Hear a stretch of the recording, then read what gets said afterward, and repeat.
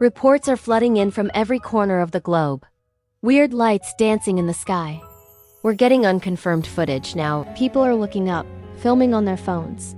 It's chaos out there. We're hearing aircraft alarms, sirens. The sky itself is glowing an unnatural, sickly green. November 2025. This was the day everything, and I mean everything, changed forever. It all began one clear evening over Los Angeles when they suddenly showed up. And everything changed. Silent, massive shapes descending through the clouds. Within hours, the same reports came from Tokyo, Paris, New York. It was a coordinated global event. People were running, screaming, but there was nowhere to hide. It wasn't an attack, not in the way we'd imagined. It was an arrival. The air filled with a deep, bone-rattling rumble. Our radios crackled with distorted chatter, and between the static, you could hear it. An echoing, alien signal that seemed to bypass our ears and go straight into our minds. It was a language we couldn't understand, but the message was clear. We are here. Governments went silent. One by one, every satellite we had in orbit stopped responding. The internet flickered and died. The world, for the first time in a century, was truly disconnected. And in that silence, we all held our breath.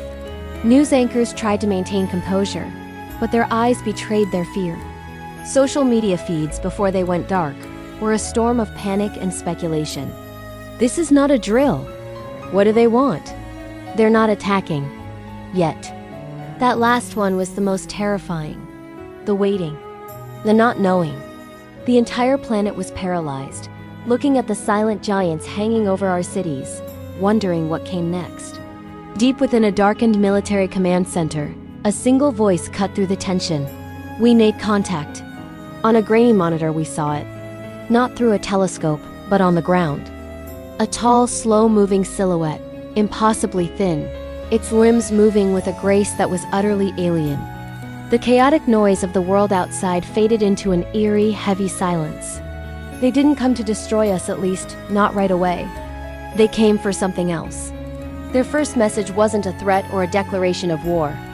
It was a single, chilling question broadcast in every language at once. Where are the others? We didn't understand what they meant until our last deep space probe sent back their final, horrifying images. It wasn't just Earth. Alien fleets, vast and menacing, were moving through our solar system. We saw them descending on Mars, their shadows falling over the red deserts we'd only just begun to explore. We saw them surrounding the moons of Jupiter, eclipsing the gas giant with their sheer numbers. Every signal we ever sent into space. Every radio wave, every television broadcast, every hopeful message to the stars. They heard all of it. We had sent out a map, and they had followed it home. But our planet wasn't their only destination. They were conquering the entire system. Then the takeover began. It was swift, silent, and absolute. They didn't need to fight us with weapons. They just turned us off. City after city went dark. The skies, once filled with their ships, were now covered by a strange metallic web that blocked out the sun. Our technology, our greatest strength, became our prison. Our grids, our networks, our entire digital infrastructure. They reprogrammed it all in an instant. A robotic voice, speaking a strange, coded message, pulsed from every speaker, every phone, every screen. System override. Welcome to the new order. They didn't just conquer the planet, they assimilated it. But humanity isn't so easily extinguished. Those who resisted, who refused to accept the new order, found refuge in the shadows. We went underground, literally and figuratively, hiding in forgotten subway tunnels and abandoned bunkers. We pulled out old tech, analog radios, things they couldn't control. We became ghosts in our own world, whispering in the dark, trying to find each other. But they were always listening.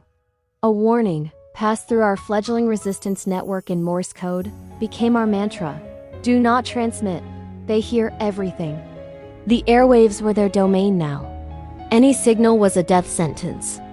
And then, one day, a new message broke through the silence. It wasn't the robotic code of the new order. It was a calm, distorted chorus of voices, speaking as one. The message was simple. We were always here. Suddenly, It all made a terrible, perfect sense. They showed us images, not of our downfall, but of our beginning. The ancient pyramids aligned perfectly with stars no human could have charted back then. The intricate crop circles, mathematical formulas far beyond our ancient ancestors. The great stone monuments, all pointing to the sky, to them. They didn't invade. They came home. And we finally understood. We weren't their subjects. We were their creation. And our long, unsupervised childhood was over. Looks like we've hit a snag here. Transmission lost. And we're totally offline.